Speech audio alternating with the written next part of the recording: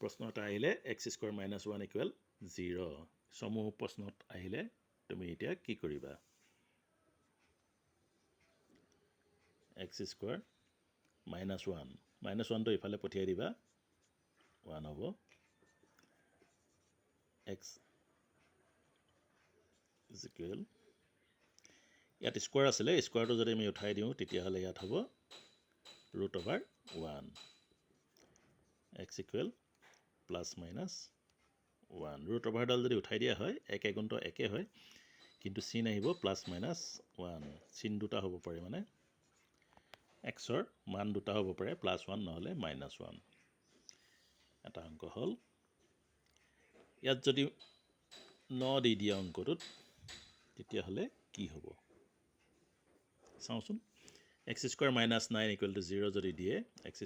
হ'ব 9 -9 টো ইফালে গ'লে +9 হ'ব এতিয়া 9 ইয়াত যদি স্কোয়াৰ উঠাই দিয়া হ'ল দেখিছা ইয়াত স্কোয়াৰ আছিলে স্কোয়াৰটো নাই স্কোয়াৰ উঠাই দিলে এফালে √ওভাৰ পৰে আৰু √ওভাৰ পৰিলে কি হ'ব স্কোয়াৰ 9 মানে কি হয় 3 * 3 3 3 গুণ 9 নহয় জানো আৰু মনত ৰাখিবা স্কোয়াৰ মিনিংটো কি হয় স্কোয়াৰ √ওভাৰ যদি একেটা সংখ্যা দুবাৰ পূৰণ হৈ থাকে ই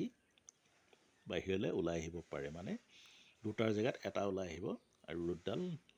উঠি যাব তেতিয়াহ'লে xৰ ভ্যালু আমি +-3 বুলি পাম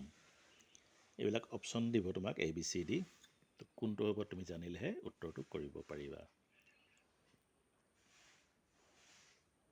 বুজি পাইছা আকৌ এটা অংক যদি দিয়ে x - 1 = 1 তেতিয়া কি হ'ব x² - 1 = 1 ইয়াত চাওঁচোন কি হয় ইফালে 1 আছিলে -1 টো ইফালে গ'লে কি হ'ব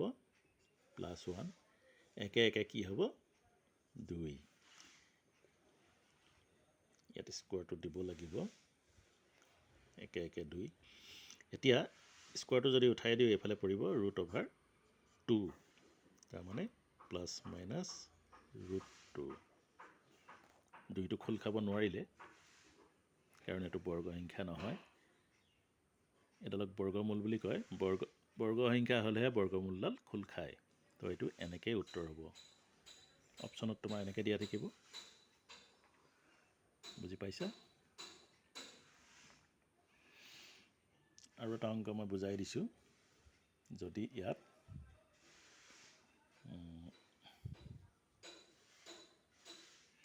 x² + 1 এইফালেও 1 আছে অংকটো চোৱা ভালদৰে x² + 1 = 1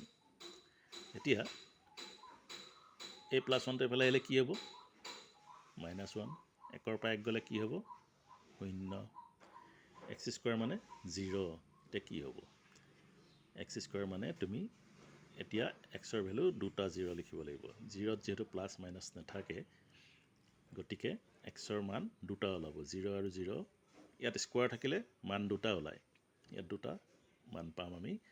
xৰ ভ্যালু 0 আৰু 0 তো এইটোৱে হ'ব আমাৰ উত্তৰ এইবিলাক শৰ্ট কুৱেশ্যনত আহিব